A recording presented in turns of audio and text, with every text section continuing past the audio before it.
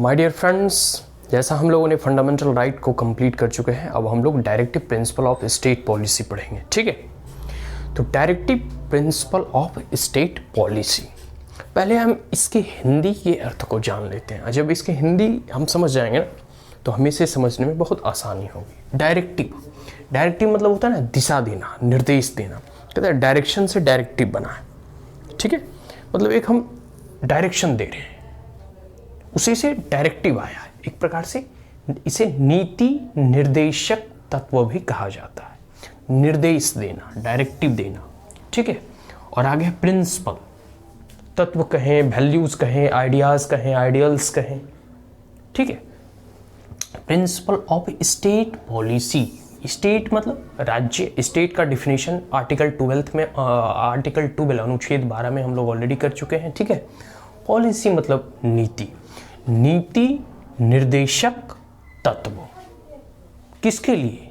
State के लिए। State मतलब राज्य। राज्य in the sense central government, state government, executive machinery, local bodies जो होते हैं ना, म्यूनिसिपैलिटीज वगैरह, सब स्टेट के अंदर इंक्लूड होते हैं। तो कोई भी जब स्टेट रूल्स एंड रेगुलेशन को फ्रेम करती है, कोई नियम कानून बनाती है, उस नियम कानून को बनाते समय किन किन तत्वों को ध्यान रखना चाहिए, किन किन कंपोनेंट्स और एलिमेंट्स को ध्यान में रखकर नियम बनाने चाहिए, कौन कौन से आइडियाल्स, कौन कौन से वैल्यूज़ को दिमाग में रखकर, या कह सकते हैं कि बनाते समय हमारे दिमाग में होनी चाहिए, वही है नीति निर्देशक तत्व, directive principle of state policy, और शॉर्ट में DPSP। ठीक है, तो directive principle of state policy जो है आर्टिकल 36 to 51 तक है। आर्टिकल 12 to 35 तक हम लोग का फंडामेंटल राइट है, मौलिक अधिकार है। मौलिक अधिकार के जस्ट तुरंत बाद देखिए, सारे अधिकार आपको मौलिक अधिकार के रूप में नहीं मिल सकते। ठीक है, अगर सारे अधिकार मौलिक अधिकार के रूप में दे दिया जाए तो उसका इन्फोर्समेंट सही तरीके से नहीं हो पाएगा, और जिस कह सकते हैं कि अधिकारों का सही प्रकार से इन्फोर्समेंट नहीं हो पाता है, तो एक प्रकार से कह सकते हैं वो मौलिक इन नेचर नहीं रहता। They are not fundamental in nature if it is not implemented properly. Is that clear? तो मौलिक अधिकारों के बाद कुछ ऐसे मतलब प्रिंसिपल्स बताए गए, ऐसे तत्व बताए गए, ऐसे डायरेक्टिव दिए गए हैं स्टेट को कि आपको तो मौलिक अधिकारों की रक्षा करनी ही करनी है। ठीक है, उसके बाद आप जो भी नियम कानून बनाएंगे तो इन तत्वों को ध्यान में रखते हुए आप नियम को बनाएंगे, उसे इम्प्लीमेंट करेंगे, उसका इन्फोर्समेंट करेंगे। तो वही है directive principle of state policy. Clear हो गया? ये जो आइडिया है ना डायरेक्टिव DPSP का, वो taken from the Irish constitution. सभी को मालूम है कि भारत का संविधान के निर्माण के समय जितने भी कंस्टिट्यूएंट असेंबली के मेंबर्स थे, लगभग 60 से अधिक देशों के संविधान का उन्होंने अध्ययन किया, उसे पढ़ा, उसके बारे में विश्लेषण किया, उसे जानने का प्रयास किया। उसके बाद जो अच्छे अच्छे फीचर्स थे, जो अच्छे अच्छे आइडियाज़ थे, जो अच्छे अच्छे कह सकते हैं कि प्रिंसिपल्स थे, उसे एसिमिलेट किया, उसे अपने संविधान में लिया। तो इट इज़ मतलब directive principle of state policy is inspired और टेकन और borrowed from the Irish constitution, और Irish constitution has taken it from the Spanish constitution. Is that clear? तो डायरेक्टली भी है borrowed from the Irish constitution, but indirectly it is inspired by the Spanish constitution. Bhimrao Ambedkar, doctor Bhimrao Ambedkar जो है, इसे noble feature of the Indian constitution की उपाधि से नवाजा है। जैसे भीमराव अंबेडकर जो है आर्टिकल 32 को, कॉन्स्टिट्यूशनल रेमेडीज को, जो फंडामेंटल राइट और मौलिक अधिकार है, उसको Saul of the Indian constitution कहा था, मतलब संविधान की आत्मा। ठीक उसी प्रकार डायरेक्टिव प्रिंसिपल DPSP को जो है भीमराव अंबेडकर ने Nobel feature of the Indian constitution, ठीक है, के जो है से अलंकृत किए हैं। अब हम directive principle of state policy को कह सकते हैं, इसके कुछ जो है फीचर्स, ठीक है, फीचर्स को जानने का प्रयास करेंगे। कुछ महत्वपूर्ण बिंदुओं पे हम ध्यान आकर्षित कराएंगे। फीचर्स मतलब फीचर्स और कैरेक्टरिस्टिक्स, इसके चरित्र क्या है। ठीक है, directive principle of state policy, नीति निर्देशक तत्व के क्या कैरेक्टरिस्टिक्स हैं, क्या फीचर्स हैं, क्या नेचर है, उसके बारे में जानेंगे। तो DPSP, ठीक है, ideals that state should keep in mind while formulating policies or enacting law। Directive principle of state policy इसलिए दिया गया है, इसलिए कुछ निर्देश दिए गए हैं राज्यों को, ताकि जब वह कोई भी मतलब स्टेट जो है, स्टेट मतलब मैं बार बार कहता हूँ central government, state government, parliament, फिर स्टेट गवर्नमेंट की लेजिस्लेटिव बॉडी और इसके साथ साथ जो म्यूनिसिपालिटीज़ वगैरह होती है जो आपके लिए नियम कानून बनाती है लोकल लेवल पे, स्टेट लेवल पे और सेंट्रल लेवल पे। तो जब भी स्टेट कोई नियम बना रहा होगा, फॉर्मुलेटिंग पॉलिसीज़, कोई नीति आपके लिए तैयार कर रहा होगा और इनैक्टिंग लॉ, कोई जो है लॉ को इनैक्ट कर रहा होगा, उस परिस्थिति में नियम कानून बनाते समय यह directive principle of state policy को अपने दिमाग में लेकर चले। कहने का मतलब है इसमें जो निर्देश सुझाए गए हैं तो नीति बनाते समय यह देखें कि इन निर्देशों के जो तत्व हैं वो हम अपनी नीतियों में किस प्रकार से शामिल करें, किस प्रकार से एसिमिलेट करें, ताकि हमारी जो पॉलिसी फॉर्मुलेशन है वह उन निर्देशक तत्वों के कह सकते हैं कि साथ साथ या इनके जो वैल्यूज़ दिए गए हैं, जो इसमें आइडिया इंश्राइंड है, उसे भी जो है हम एसिमिलेट करें और एक वेलफेयर स्टेट के आगे हम लोग पढ़ें कॉन्सेप्ट को फुलफिल करें। ठीक है, तो वही है directive principle of state policy में जब भी स्टेट नीतियां बनाती है तो इन पॉलिसी और इस डायरेक्शन किनके द्वारा दिया गया है, तो जो कॉन्स्टिट्यूशन के फ्रेमर थे उनके द्वारा।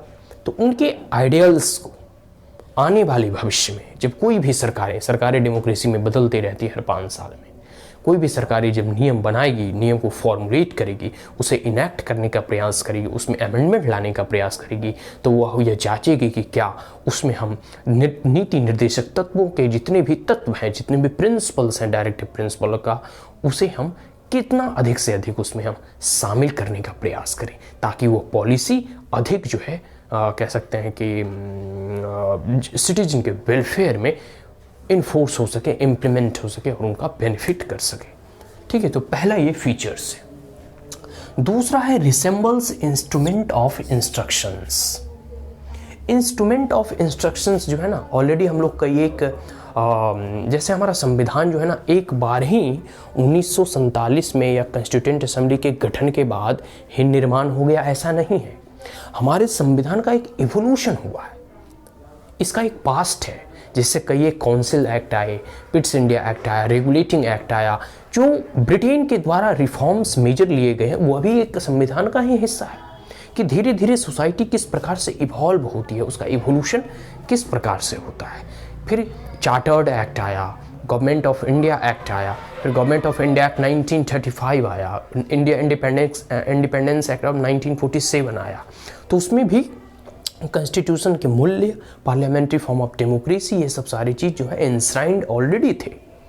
तो वही है इंस्ट्रूमेंट ऑफ इंस्ट्रक्शन जो है गवर्नमेंट ऑफ इंडिया एक्ट 1935 में दिए गए थे, जो गवर्नर जनरल भारत के थे उनको किनके द्वारा दिया गया था, तो ब्रिटिश के द्वारा। ब्रिटिश पार्लियामेंट और वहाँ के किंग और क्वीन जो थे, उन्होंने भारत में जो गवर्नर जनरल थे, ब्रिटिश एम्पायर का जो हेड थे, उनको यह कहा गया था कि आप यह इंस्ट्रूमेंट ऑफ इंस्ट्रक्शंस को ध्यान में रखकर कोई नीति का फॉर्मुलेशन करें। तो कहने का मतलब है कि रिसेंबल्स इंस्ट्रूमेंट ऑफ इंस्ट्रक्शंस के साथ साथ यह रिसेंबल्स करता है, मिलता जुलता है of government of India act 1935 where issued to the governor general of the colonies of India and now it is to legislature and executive. तो वो तो जो government of India government of India act of 1935 जो है already, या फिर India independence act of 1947, ये सब तो सारे के सारे भारत सरकार के द्वारा या भारत की जो कॉन्स्टिट्यूएंट असेंबली बैठी तो उसे सबको सब रिपील कर दिया गया।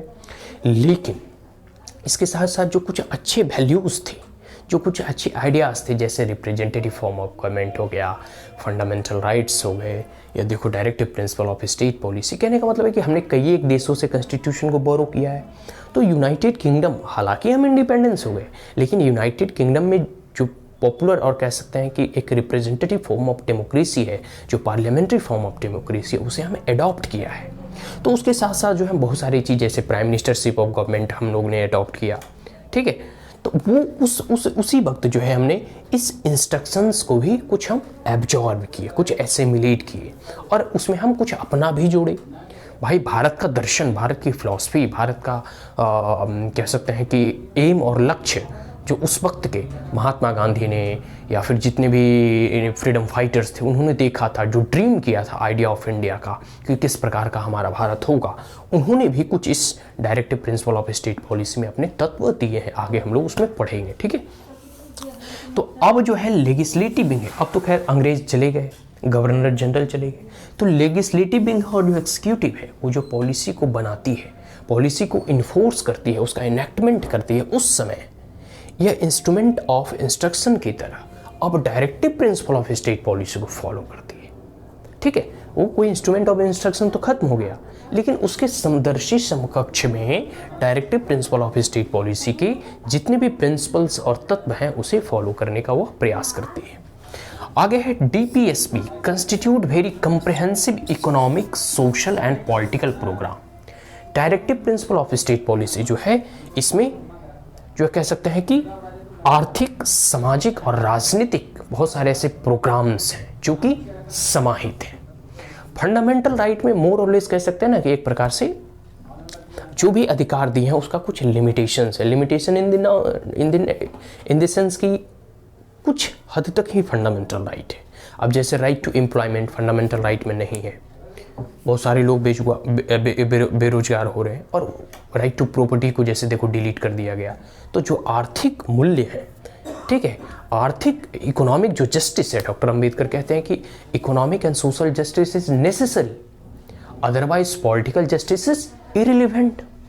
तो वही है कि इस directive principle of state policy में आर्थिक और सामाजिक के साथ साथ राजनीतिक, ठीक है, जो अधिकार हैं, जो प्रोग्राम्स हैं, उसे भी समाहित करने का प्रयास किया गया है। क्योंकि आप आर्थिक चीज़ों को, आर्थिक गतिविधियों को फंडामेंटल राइट में इंक्लूड नहीं कर सकते। सरकार के पास फंड की कमी है, भारत ऐसे ही गरीबी से जूझ रहा है, लेकिन सरकार वेलफेयर मेजर्स उठा सकती है। जैसे अभी इस कोविड-19 में 80 करोड़ से अधिक जो लोगों को जो है 5 किलो गेहूं, चावल और 1-1 किलो अनाज की व्यवस्था की गई है सरकार के द्वारा इस पेंडेमिक में, ताकि लोग भूखे ना मरे। तो ऐसे कोई आर्थिक और सामाजिक जो है प्रोग्राम्स, स्कीम, जैसे फार्मर्स को बहुत सारे सब्सिडी वगैरह मिलता है फर्टिलाइजर में, इलेक्ट्रिसिटी में, तो उसी प्रकार जो है आर्थिक और सामाजिक कह सकते हैं कि आम लोगों के, कॉमन सिटीजन के उत्थान के लिए, उसके विकास के लिए, उसके डेवलपमेंट के लिए, उसकी अच्छी शिक्षा के लिए, स्वास्थ्य के लिए सरकार मेजर उठाती है, कोई प्रोग्राम्स बनाती है, कोई स्कीम लॉन्च करती है, जैसे स्किल इंडिया मिशन हो गया, आयुष्मान भारत कार्ड हो गया। तो ये सब उठाए गए हैं सरकार के द्वारा, प्रोग्राम्स लाए गए हैं सरकार के द्वारा, गवर्नमेंट के द्वारा, स्टेट के द्वारा। तो एक प्रकार से कंप्रिहेंसिव, बृहद रूप से, जिसमें कि सब चीज समाहित है, राजनीतिक, आर्थिक और सामाजिक जितने भी आइडियाज, वैल्यू, ड्रीम्स, एम और उद्देश्य हैं, ठीक है। High ideals, liberty, equality and fraternity, जो हाई आइडियल्स हैं, आदर्श हैं, जिसमें कि जो कह सकते हैं फ्रेंच रिवॉल्यूशन से इंस्पायर्ड है, लिबर्टी स्वतंत्रता, इक्वलिटी समानता और फ्रेटर्निटी भाईचारा, ठीक है। आगे है welfare state and not a police state. अंग्रेजों का राज क्या था? एक पुलिस स्टेट था, ठीक है।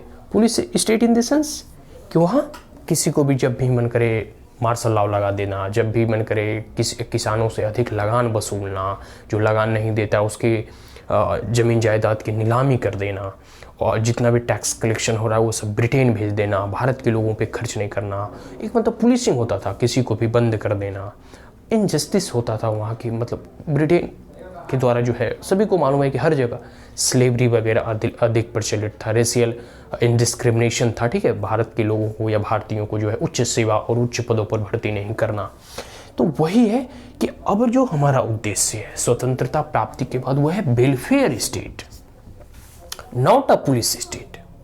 Welfare state in the sense कि जो आम लोगों के वेलफेयर के लिए, आम लोगों के जन कल्याण के लिए सरकार पॉलिसीज को बनाए, फ्रेम करे। कोई भी पॉलिसी बनाती, चाहे आर्थिक दृष्टिकोण से, सामाजिक दृष्टिकोण से और फिर राजनीतिक दृष्टिकोण से, हमारा उद्देश्य जन कल्याण होना चाहिए। और यही directive principle of state policy कहती है कि जो हमारा ड्रीम है, जो एम है, वो है वेलफेयर ऑफ द सिटीजन. तो while formulating any law, while enacting any law, while enforcing any policies, we keep these ideas of welfare state, keep the dream of the welfare state.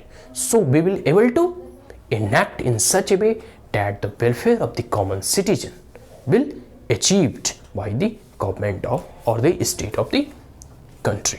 ठीक है, तो उसी प्रकार economic and social democracy की स्थापना कर सके. जैसे देखिए, राइट टू वोट मिला अंडर यूनिवर्सल एडल्ट फ्रेंचाइज के तहत. इसमें सभी को irrespective of the caste, class, creed, community, sex, gender, region, religion, सभी को वोट मिलने डालने का अधिकार मिला और सबका एक वोट का एक वैल्यू है. ठीक है, लेकिन उसके लिए क्या, जो मान लेते हैं जिसके पेट में चूहा कूद रहा हो, जो अधिक एकदम भूखा हो, खाने को अन्न नहीं है, उसको आप वोट डालने का अधिकार भी दे दिए, तो उससे उसका क्या लाभ. तो एक प्रकार से किस प्रकार से हम राजनीतिक डेमोक्रेसी और लोकतंत्र की तो स्थापना कर लिए, लेकिन हम आर्थिक तौर पे और सामाजिक तौर पे अभी लोकतंत्र की स्थापना नहीं कर पाए हैं. तो इसके लिए जरूरी है कि हम एज ए वेलफेयर स्टेट की अवधारणा और कॉन्सेप्ट को फुलफिल करें, जिससे कि तमाम लोगों में आर्थिक असमानता, जैसे आर्थिक असमानता इन द सेंस कि बहुत लोग जो है गरीबी रेखा के नीचे हैं या फिर गरीब हैं, और ऐसा कहा जाता है कि मात्र 1% ऐसे लोग हैं जो 85 से 90% वेल्थ को उनके पास कह सकते हैं ना कि वो एक्वायर कर रखे हैं. मतलब जो धन संपदा में जो rift between the rich and poor is very high, जो गरीबी और अमीरी के बीच में जो खाई है वो बहुत ही अधिक गहरा है. तो आर्थिक रूप से हम इक्वलिटी को कैसे इकोनॉमिक वे में कह सकते हैं कि हम समाज में आर्थिक रूप से, आर्थिक नज़रिए से हम किस प्रकार से समानता को इस्टेब्लिश कर सकें, इसके लिए जरूरी है कि इकोनॉमिक एंड सोशल डेमोक्रेसी को समाज में लोगों के साथ जो इतना भेदभाव है, जो भिन्नता है, उसे भी हम जो हटा सकें, उसे दूर हटा पे, मतलब जो क्लासेस के डिफरेंसेस हैं, जो कास्टिज्म है, इसे हटा फेंके, जो रीजनलिज्म है, इसे दूर हटा फेंके. तो यही है इकोनॉमिक एंड सोशल डेमोक्रेसी को इस्टेब्लिश करने का प्रयास, जो उद्देश्य है और एक प्रकार से कह सकते हैं डायरेक्टिव है, indirective principle of state policy. Now DPSP is non justiciable in nature. अगर if it is justiciable in nature, then it will become a fundamental right. Only fundamental right is justiciable in nature, and it is enforceable by the court. Fundamental right is enforceable by the court or rule of law. If state or any other individual try to breach your fundamental right, in that case you can directly approach the Supreme Court or High Court by stating that someone in the sense that the state is trying to violate my fundamental right. In that case, under Article 32, the Supreme Court has the mandatory, and it is mandated because Article 32 itself is a fundamental right. So the Supreme Court cannot ignore or refuse itself from giving you the fundamental right by stating that if someone try to violate your fundamental right, and Supreme Court cannot refuse by saying that I am not able to enforce that fundamental right, because Supreme Court have the right of writs. It can give the directive, it can give orders to the executive, to the parliament, or to the any state machinery, that you have to enforce the fundamental right. You have to follow the order of the Supreme Court. The Supreme Court cannot refuse itself during enforcing the fundamental right. ठीक है, supreme court अपने आप को हटा नहीं सकती, क्योंकि अनुच्छेद 32 के तहत सुप्रीम कोर्ट को यह अधिकार मिला, और अनुच्छेद 32 अपने आप में एक मौलिक अधिकार है. लेकिन इसमें ऐसा नहीं है. इसमें अगर आप सुप्रीम कोर्ट भी जाइएगा ना, directive principle of state policy में, तो उसमें सुप्रीम कोर्ट ये नहीं कह सकता कि भाई हम इसे कोर्ट के द्वारा मनवा सकते हैं. ठीक है, ये बातों को ध्यान रखिए. ये नॉन जस्टिसिएबल है. अगर ये नॉन जस्टिसिएबल है तो ये नॉन इन्फोर्सेबल है, इसे आप इन्फोर्स नहीं करवा सकते. ठीक है, तो ये चीज़ है फंडामेंटल इन गवर्नेंस. लेकिन directive principle of state policy जो है फंडामेंटल इन गवर्नेंस है, कि मतलब जब भी सरकारी काम काज होते हैं उस वक्त यह फंडामेंटल इन नेचर है. मतलब इनके तत्वों को ध्यान में रखा जाता है, इसे पढ़ा जाता है, इसके उद्देश्य, इसके कंपोनेंट को, और duty of state to apply these principle, और यह स्टेट की ड्यूटी है, राज्य का यह कर्तव्य है कि नीतियों को निर्माण करते समय इन प्रिंसिपल्स को अप्लाई करे, उसे एसिमिलेट करे उन पॉलिसीज फॉर्मुलेशन में। आगे, help the court examine and determining the constitutional validity of a law. यह कोर्ट को कहता है, जब कोर्ट कोई जजमेंट सुनाती है, कोई फैसला सुनाती है, तो उस वक्त वो जांचने का प्रयास करती है। तो किन किन मूल्यों पर जांचेगी? वो देखेगी कि क्या कोई भी जो नियम कानून है, जो रूल्स एंड रेगुलेशन है, क्या वो मौलिक अधिकारों का हनन तो नहीं करता? क्या जो directive principle of state policy के जो तत्व हैं, कंपोनेंट है, उसकी पूर्ति अगर कर रहा है तो उसमें कोई दिक्कत नहीं है। तो कई बार होता है कि फंडामेंटल राइट और directive principle of state policy में कॉन्फ्लिक्ट हो जाता है, तो इन दैट केस कोर्ट जो है फिर अपना निर्णय देती है कि चलो, अगर कुछ वेलफेयर्स मेजर उठाए जा रहे हैं, जैसे रिजर्वेशन वगैरह, अभी देखो EWS कैंडिडेट वालों को भी 10% का आरक्षण मिला, तो उस परिस्थिति में जैसे वुमेन्स को लोकल बॉडीज में रिजर्वेशन है, जैसे रेलवे का जो टिकट काउंटर है उसमें सीनियर सिटीजन का एक स्पेशल काउंटर बना दिया जाता है, तो कुछ जो स्पेशल प्रोविजन बनाए जा रहे हैं वो राइट टू इक्वलिटी के अगेंस्ट नहीं है, वो फंडामेंटल राइट के अगेंस्ट नहीं है। तो यही जांचती है कोर्ट। कोर्ट जब कोई निर्णय देती है, कोई फैसला सुनाती है, तो देखती है कि अगर वो नीतिक निर्देशक तत्वों का पालन कर रहा होता है, उस परिस्थिति में उस लॉ को वैलिड करार दिया जाता है, उसे कह सकते हैं कि रद्द नहीं किया जाता। तो हेल्प द कोर्ट, कोर्ट को यह मदद करता है directive principle of state policy to examine and determining the constitutional validity of a law. संवैधानिक वैधता जो है यह जांचने का प्रयास किया जाता है, और किसकी मदद से? तो directive principle of state policy की मदद से। ठीक है। And if any law court find that law gives effect to the DPSP consider law as reasonable, कोई भी ऐसा नियम कानून जिन्हें कह सकते हैं ना कि लगता है कोर्ट को कि यह directive principle of state policy उसके आदर्श, उसके मूल्यों को देखते हुए और समाहित करते हुए बनाया गया है, इन दैट केस कोर्ट जो है उस लॉ को, उस नियम को रीजनेबल मानती है, तर्क संगत। तो ये हुआ directive principle of state policy, पूरा पूरा कंप्लीट हो गया। इसके हम 5 फीचर्स हम लोगों ने देखा। ठीक है, तो आज के लिए इतना ही। If you are the first time on my channel then like it, share it as well as subscribe it, also press the bell icon. If there were any queries, comment, suggestion, advice, you may comment in the comment box. Thank you once again. Have a great day.